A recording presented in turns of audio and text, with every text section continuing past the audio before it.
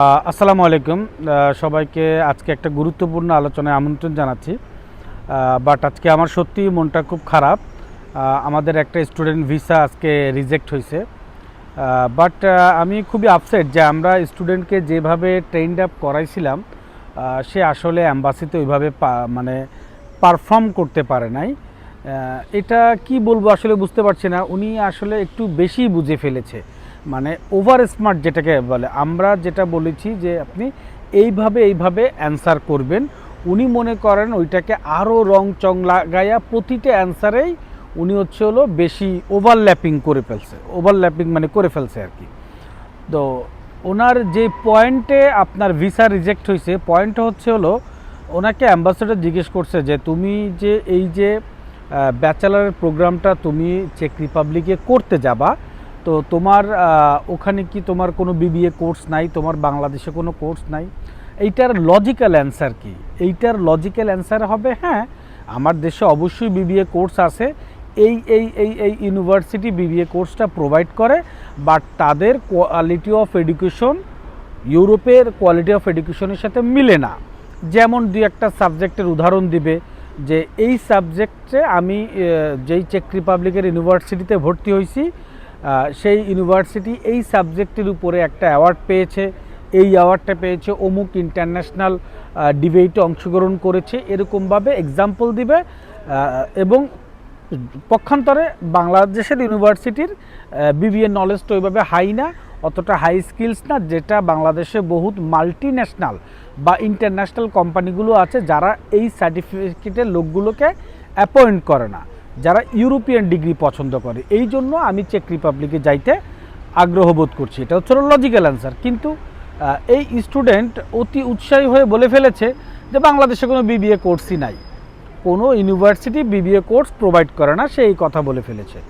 তো তার ভিসা রিজেকশনের যে পেপার আসছে ওইখানে উল্লেখ করে দিছে যে ফলস ইনফরমেশন, মিসলিডিং ইনফরমেশন সে শেয়ার করছে। তার এডুকেশন উদ্দেশ্যমূলক, তার হয়তো পড়াশোনার কোনো ইন্টেনশন নাই, এবং ফলস স্টেটমেন্ট। এবং অ্যাম্বাসি, মিনিস্ট্রি অফ ইন্টেরিয়র চেক রিপাবলিক থেকে যে রিজেক্ট লেটারটা আসছে, এইখানে অলরেডি বাংলাদেশের কোন কোন ভার্সিটি এটা প্রোভাইড করে একেবারে উল্লেখ করে দিছে। আমি রিজেকশন লেটারটা আপনাদের এখানে দিয়ে রাখবো, একেবারে নাম ধরে ধরে আপনার উল্লেখ করে দিছে যে আপনার কোন কোন ভার্সিটিতে বাংলাদেশের বিবিএ কোর্স আছে।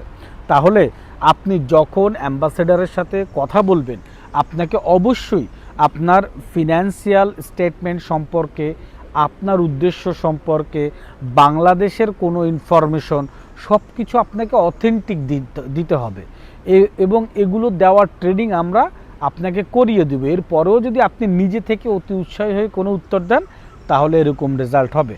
এত কষ্ট করে ভর্তি করাইলাম, এত কষ্ট করে সব কিছু করাইলাম, অ্যাপয়েন্টমেন্ট ডেট আনলাম, এখন তার ভিসা রিজেক্ট। তাহলে এই যে সে ফলস স্টেটমেন্টটা দিচ্ছে, এটার জন্য তো দায়ভার আমরা না, কারণ আমরা তো তাকে বলি নাই বলতে। কারণ এটা একটা কমন কোশ্চেন, এটা অ্যাম্বাসি স্টুডেন্ট বিষয়ে যাইতে হইলে 10-15টা কমন কোশ্চেন থাকে, তার ভিতরে এটা মোস্ট কমন কোশ্চেন যে তুমি কেন ওই দেশে এই কোর্স করতে যাইতে চাইতেছো, তোমার এখানে কি নাই? তখন লজিক্যাল অ্যান্সার যেটা, যে এখানে আছে বাট এটা কোয়ালিটিফুল না, এটা ইন্টারন্যাশনাল স্ট্যান্ডার্ড মেনটেন করতে পারে না, এগুলো বলতে হবে। সে বলছে এখানে কোর্সই নাই। সো এই জন্য যারা ইন্টারভিউ দিবেন, অলরেডি আমাদের ফেব্রুয়ারির জন্য যারা প্রিপারেশন নিচ্ছেন, একটা জিনিস মাথায় রাখবেন, আমরা যেটা বলে দিব ওইটা আপনার স্কেলে নিয়ে আপনি ডেলিভারি করবেন। অর্থাৎ আপনার সিচুয়েশনটা কি, আপনার সিচুয়েশন অনুযায়ী আমরা কিন্তু আপনাকে প্র্যাকটিসও করিয়ে দিব যে আপনার ফিনান্সিয়াল স্টেটমেন্ট সম্পর্কে এভাবে বললে ভালো হবে। সাপোজ আপনার একটা এফডিআর আছে, ব্যাংকে একটা এফডিআর আছে, ওইখান থেকে মনে করেন আপনার সেভিংস অ্যাকাউন্টে আপনার প্রতি মাসে 15,000 20,000 টাকা করে আপনার প্রফিট ঢুকতেছে বা যে কোনোভাবে ঢুকতেছে। তো এটাকে আপনি কিভাবে ব্যাখ্যা দিবেন যে আমার বাবা আমার নামে ফিক্সড ডিপোজিট করে দিয়েছে, ওইখান থেকে আমার এখানে মাসে মাসে ঢুকে আজকে 2 বছর পরে আমার পরিপূর্ণ টাকা হয়ে গেছে, আমি এখন যাইতে আমার টাকা রেডি আছে।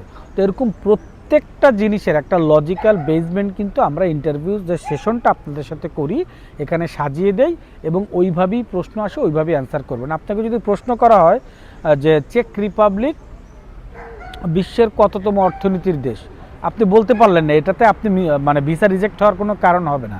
আপনাকে যদি বলে যে চেক রিপাবলিকের জাতীয় স্পোর্টস কি, আপনি বলতে না পারলে আপনার কিন্তু ভিসা রিজেক্ট হবে না। কিন্তু আপনি যদি কোনো ফলস ইনফরমেশন দেন, আপনি যদি না জানেন বলবেন আমি জানি না, বা জাতীয় খেলা হয়তো বা এইটা, চেক রিপাবলিকের সবচেয়ে বড় উৎসব কি, আপনি বলতে পারেন হয়তো বা এইটা, কিন্তু এগুলো মিসলিডিং ইনফরমেশন হবে না। কিন্তু আপনি যদি মিসলিডিং ইনফরমেশন দিয়ে ফেলেন আপনার এডুকেশন রিলেটেড সম্পর্কে বা আপনার সম্পর্কে, এটা খুবই খারাপ। যেমন বিবিএর উনি ইনফরমেশন যেটা দিছে এটা খুবই বাজে, যে উনি আসলে দেশে পড়াশোনা করেই নাই বা ভার্সিটি সম্পর্কে জানেই না, তার মানে তার পড়াশোনার কোনো ইন্টেনশনই নাই।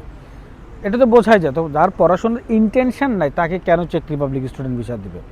আপনাকে যদি অন্য রিলেটেড কোনো কোশ্চেন করে সেটার অ্যান্সার আপনি না করতে পারেন, বা সাবজেক্টিভ কোনো প্রশ্ন করলো ডিপ সাবজেক্টে, আপনি ইকোনমিক্স অ্যান্ড ম্যানেজমেন্টে আসবেন, ইকোনমিক্স অ্যান্ড ম্যানেজমেন্টের ডিপ কোনো প্রশ্ন আপনাকে করে বসলো, আপনি দিতে পারলেন না, এটা মানা যায়। কিন্তু মিসলিডিং ইনফরমেশন দিলে ভিসা কিন্তু রিজেক্ট হয়। সো ইন্টারভিউর সেশন সামনে, আমাদের যাদের অ্যাডমিশন অলরেডি হয়ে গেছে, যাদের হবে, যাদের অ্যাপয়েন্টমেন্ট ডেট আসছে বা আসবে, সবাই রেডি থাকবেন আমাদের পরিপূর্ণ গাইডলাইন ফলো করতে, এবং একটা না 3-4টা ট্রেনিং সেশন করাবেন। আমাদের ম্যাক্সিমাম যাদের ভিসা ইস্যু হচ্ছে তারা ইন্টারভিউটা খুবই সচেতন থাকতেছে। আপনি আমাকে অনেক ডিস্টার্ব করেন, আমি এটা চাই আপনি প্রয়োজনে 5টা সেশন করেন, আমি আপনাকে দিব। ভাই দিন শেষে এটা আপনারও লাভ, দিন শেষে আমারও লাভ। আপনি স্মার্টলি যদি ইন্টারভিউ ফেস করেন এটা আপনারও লাভ, আমারও লাভ, এই হচ্ছে হলো বিষয়। তো আমাদের ফেব্রুয়ারি ইনটেকের অ্যাপ্লাই চলতেছে।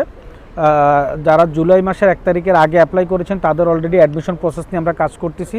নতুন যারা অ্যাপ্লাই করতে চান আপনারা খুব যত শীঘ্রই আপনারা জমা দিবেন আমাদের প্রসেসটা করতে তত বেশি সহজ হবে। আজ এই পর্যন্তই, ভালো থাকবেন। আসসালামু আলাইকুম।